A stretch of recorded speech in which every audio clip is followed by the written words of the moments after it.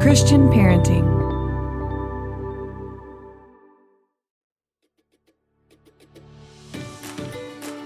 Hey parents, are you looking for simple, meaningful, and fun ways to help your kids know, love, and follow Jesus?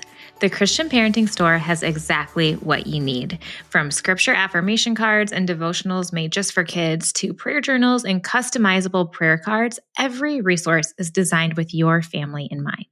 These tools make it easier to weave faith into everyday life and give your kids a strong foundation in Christ. Don't miss the simplified guides. These are digital guides that have all the resources you need to learn about all the topics you care about most. Things like discipleship, identity, technology, and even politics, all from the best voices in Christian parenting. And if you are looking to help your kids strengthen their own relationship with the Lord and start building good faith habits, check out our kids' devotionals. There are 3 different options that your kids will love. And here's the best part. Every purchase helps Christian Parenting continue creating incredible resources for families like yours. So make sure you go over to cpgive.org to check out all the wonderful resources available. Again, get your family faith resources at cpgive.org.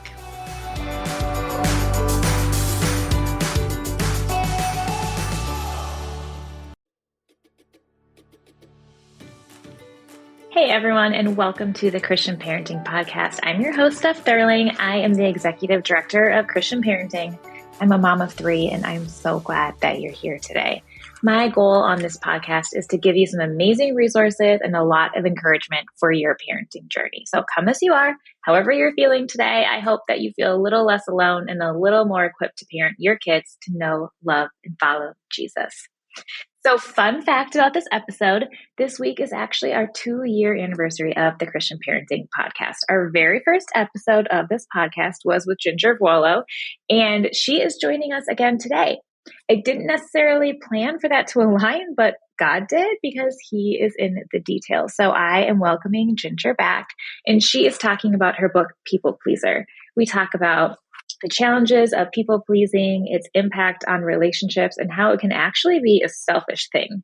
So we cover how we each struggle to genuinely show up for people sometimes and how that doesn't really glorify God or who God made us to be. Jinger also shares how she's beginning to guide her own children through these issues, and there are some really practical steps for overcoming people pleasing and finding a great mentor at the end. So don't miss that. Thank you guys for 2 years of listening. Truly, I cannot believe it. We have had some really great times here, so thank you for being part of it.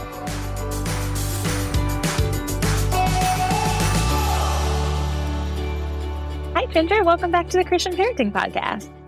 Thanks so much for having me, Steph. Yeah, I don't know if you know this, but actually the last time you were here talking about your last book, that was our very first episode.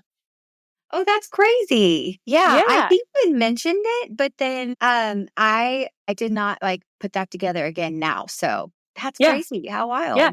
First episode was almost 2 years ago, next Wow. month. So a That's lot has happened in exciting. 2 years, though. That's awesome. Yeah, for sure. Yeah. Tell me, give us an update on your life. What has been going on in the last 2 years? Because you have some things.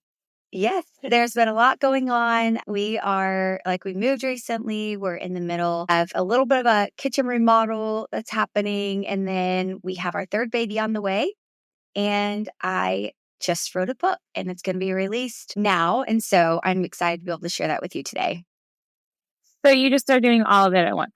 You're moving, you're remodeling, and you're having a baby, and you wrote a book. Like that. Yep, we're a little crazy. So it's just like how we roll. We'll have seasons where we have a lot of downtime and it will be great. And then we'll just jump into projects and we'll just do everything all at once. And my husband got a new job at the same time too. So those are all the biggest life stressors. It's been really fun. So keeps us on our toes, keeps things exciting. We love it. Are the girls excited for another sibling? They are. Yes, they are just stoked. And so it's been super cute to see them asking about baby. They pray for the baby every single night. And if I once I finish praying with them, Felicity or Evie will ask me. They would say "Oh, Mom, did you remember to pray for the baby?" And it's just so cute. So yeah, they're super, super invested, very excited to meet their sibling. Well, that's amazing. I hope that you get through all the projects. Everything goes well, and that you can relax with the new little sweet baby and enjoy that time. Yeah. Okay, so we're going to talk about your book, People Pleaser. And I'm excited about this because I think it's something that a majority of people struggle with in some form or another, whether that's like traditional, the idea of people pleasing or just wanting to be liked by everyone or seen as good or whatever that looks like for each person. I think everyone can relate to it in a little bit. And it's your second book.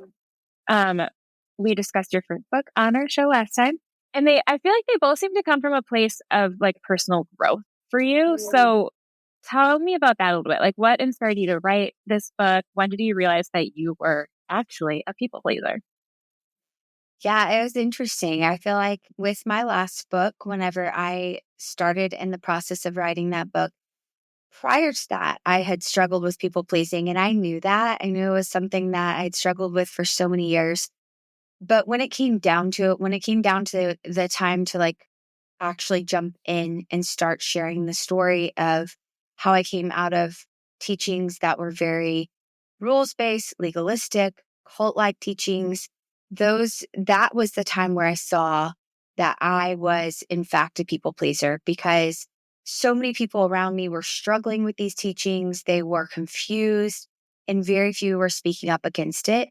And so in that time, I started to pray with Jeremy, and we were talking about whether or not I should say anything. And I really was compelled to share that story. And at the same time, I was terrified because I thought, if I open up and share my story now, I feel like I was in a decent place with relationships around me, friends, family, those who I loved the most, who grew up in that setting. And I was afraid of their judgment of what they would say or what they would think about me. And it was a hard thing to come to be able to say, okay, I want to move forward. I want to tell this story. And so I think that's when as I was writing that book, there was so much that I was working through in my own heart before the Lord. And God was so kind because I was seeing so much growth in that area as well. Thinking, okay, I got to think long term. I've got to look at the future and say, okay, if God's called me to this, then He's going to also, I need to trust Him with what other people think about me. And that was difficult. But the more that I walked in faith and obedience, God gave grace and help. And so people pleasing was at the forefront of my mind in that book. I started to see it throughout. And it was something that I thought, maybe this would be a topic that I should cover later. Yeah. I think it's really interesting how, like, when you're speaking so much about how being a people pleaser impacted your relationships with your family and your friends and with God too. Yeah, Like, for sure. yeah, you don't really think about it that way. No, I think that we can have these categories of like, okay, well, people pleasing just affects me and I just don't need to be a people pleaser. So I think that when you look at it as a whole, it does affect you, but it also affects even your personal friendships, those around you that are closest to you. And that's something that I know I had struggled with for years because I started to feel like I needed to become a clone of other people. So whether that was my family or my closest friend, I was like, well, what does she expect me to be? And it was something that really kept me bound to not be able to move and not be able to think for myself, even, to think like, what would God have me to do? I was so terrified in fear of their rejection. Disrupts community, which is such an important part of our life and our faith. And being a people pleaser, like I thought when in your book, you kind of talk about how being a people pleaser, while it seems like you're thinking about everybody else, it's actually kind of being selfish in a way. Yeah. So tell me about that a little bit. Yeah, it is. I think whenever I was looking at people pleasing, like I said, it's so easy for people pleasers to just be like, well, I'm a people, like, whatever, like, it's fine. Everybody just needs to understand that and it's okay. But it is inherently selfish because if I'm going to every relationship to say, what can I get from you? What can you give me? Then that is selfish in itself. And as a Christian, we have to see that it is the opposite of the gospel. It is the opposite of what we were called to be and who we were called to serve. And so I think that whenever Christ came, we saw him laying down his life to serve others, and he had those who hated him and they would spit on him. And then he also had just so many encounters that we see in the gospels where he would come alongside those who were cast out, those who people didn't want him to associate with. And I think that we see this beauty in who Christ was. And as a believer, we are called to live as Christ did, to walk where he walked. And I think that in my own life, I struggled with actually reaching out to people and being the hands and feet of Christ because I was so consumed and looking inward. I was so wanting to close myself off to them because I thought if people would see that I don't have everything together and I don't have, like my house is not always going to be clean if I invite them in. It was something that deterred me. And also just within community, I struggled with that because I wanted to keep up this perfection that I felt like I had to present myself as. Otherwise, I wasn't going to be accepted. And that was really tough to work through because once I realized, oh, wow, like I am closing myself off. I'm becoming insulated, isolated. I want no one to draw near to me and like to actually be a true friend. That realization was scary because then I was just thinking, wow, like I don't want to go through life like this. And I think that it really hit me whenever we moved away from Texas. I had been there for 2.5 years right after we got married. There were a lot of things that were so precious about that time. I absolutely loved it. The church, my husband was pastoring a small church there. And walking into that community, I think that I put pressure on myself to be a certain way, carry myself a certain way as a pastor's wife, and then just as a Christian in general. And once I left that place, there was one of the ladies in the church who said to me, she was like, okay, Ginger, I feel like I didn't really get to know you. I feel like you kind of were just more standoffish, maybe in a way. Like I was very welcoming people into our home, but I was more afraid to let people into my life. And that was something where part of it was trust, just being in the public eye, not knowing who you can trust. Why do you want to get to know me? But at the same time, I think that a lot of it was pride and fear. And I allowed that to grip me and keep me from actually opening up my life and welcoming people in.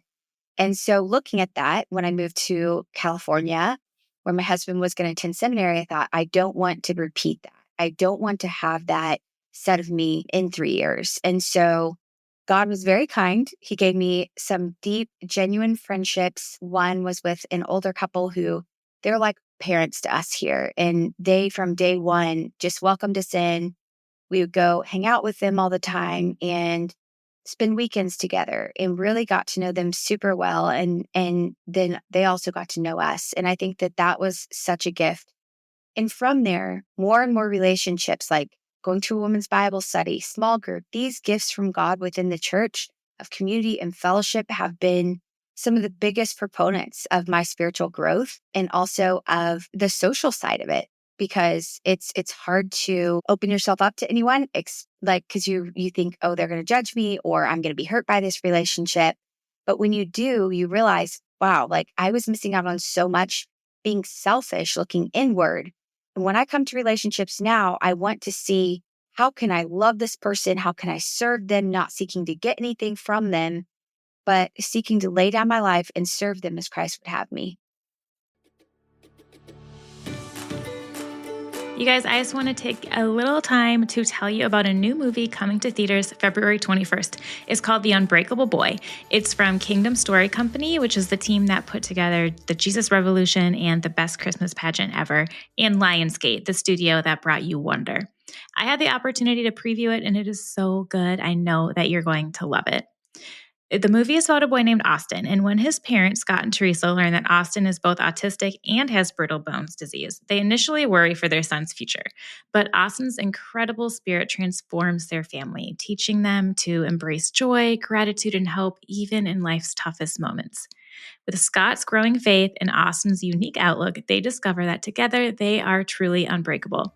This extraordinary true story will remind you to see the beauty in every moment. So be sure to experience The Unbreakable Boy with your family only in theaters starting February 21st.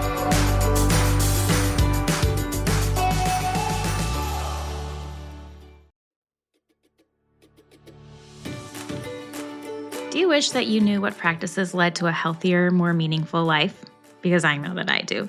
With all the information bombarding us, it can be hard to cut through all the noise and discern what's most important. But the good news is, health coach and wellness expert Caroline Fossil has spent the last decade researching what it takes to live a healthy, fulfilled life and create a home where everyone in the family can thrive. In her latest book, A Simply Healthy Life, Caroline shows you how to envision what it would look like for you to feel genuinely happy and healthy. She shares tips on how to fuel your body, create a clutter-free and non-toxic home, use spiritual practices, and how to set up your day with habits to reinforce your healthier choices. This book also includes mental health resources, recipes, discussion questions, and so much more. A Simply Healthy Life by Caroline Fossil is now available anywhere books are sold.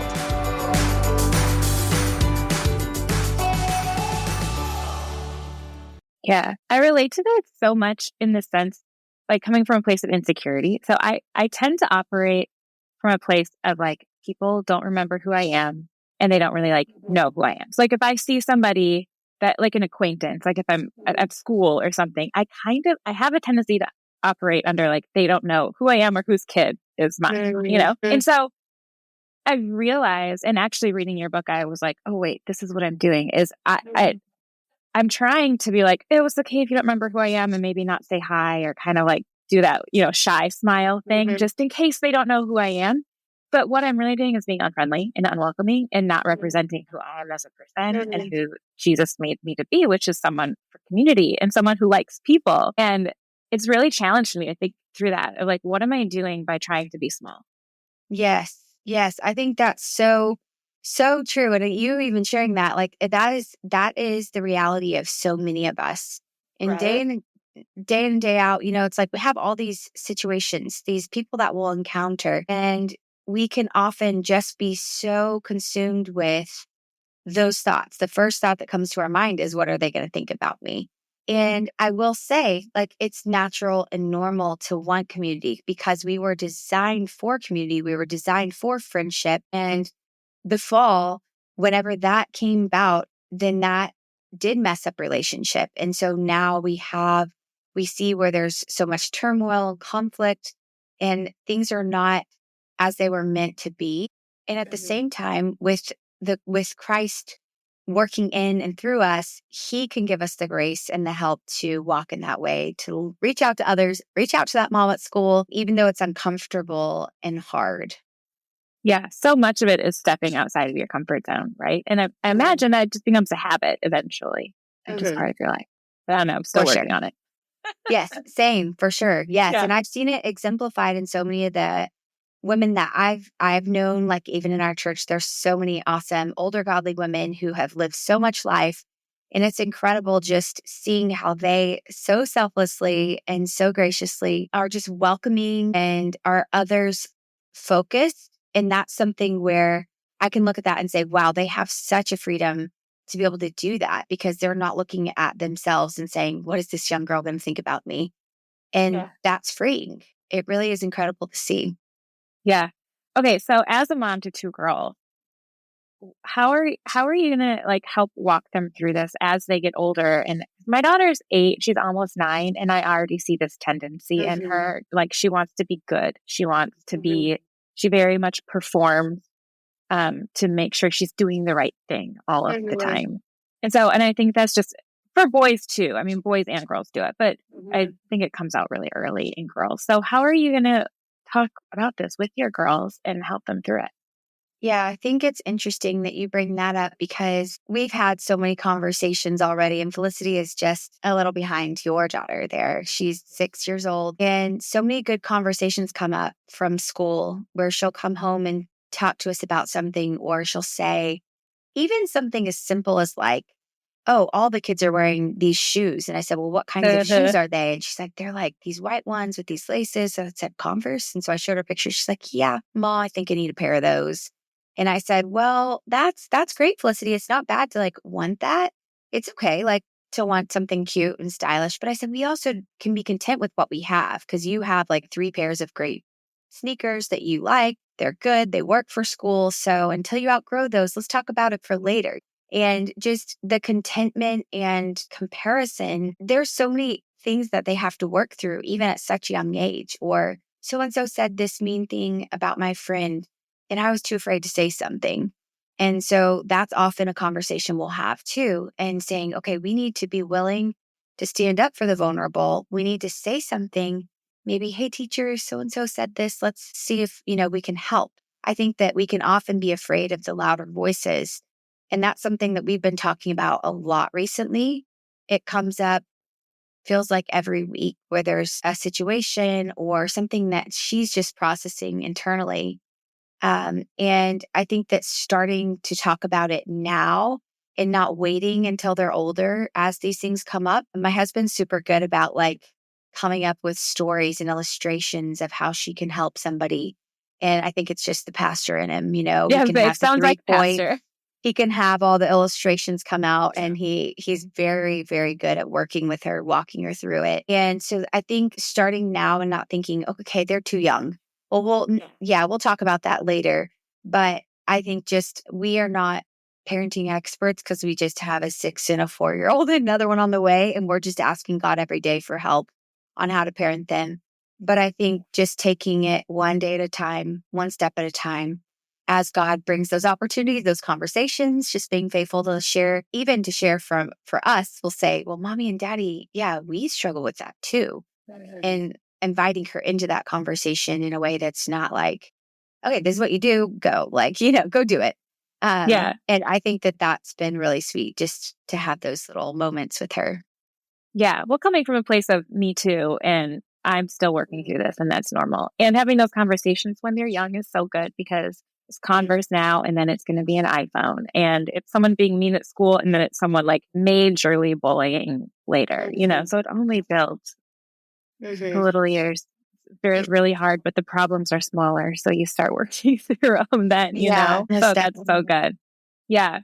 Okay. So people who are listening who are relating to people pleasing, to insecurity, to being inward focused instead of others focused, like give us a few practical steps to kind of let go of some of these mindsets.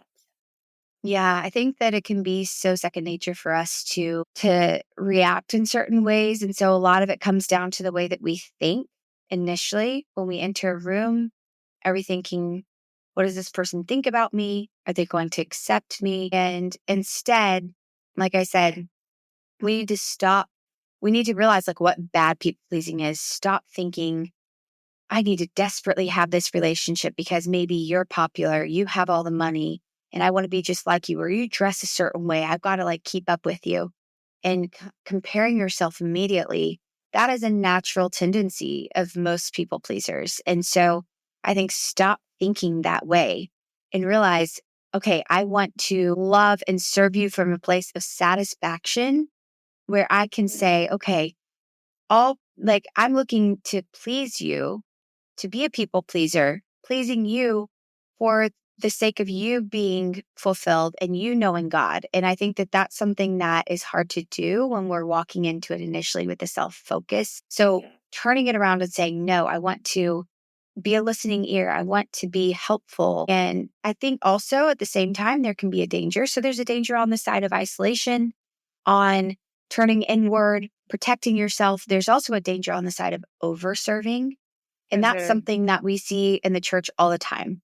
And so that's Totally, something else I especially want to talk by about women. too, because there are those who appear to be loving others. They appear to be doing all the things for the right motives, but they're like in every Sunday school class, doing the music, making the potluck lunch, printing out the bulletins, picking the songs. And it's like, okay, this is great. But you look over and their families are struggling, or they're doing it for show, or they're just so used to doing it that they're not even stopping to think like, who am I doing this for? And so I think we can go from one extreme of saying, I am going to isolate myself, or going over here and not being able to say no. That's also people pleasing.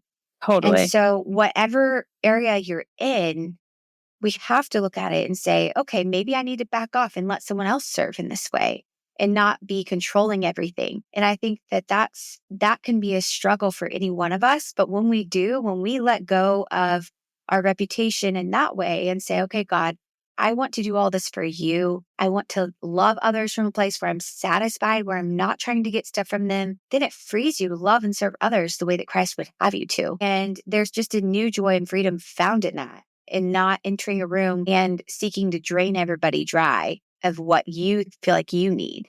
So I think that it is a daily battle and it starts in the mind.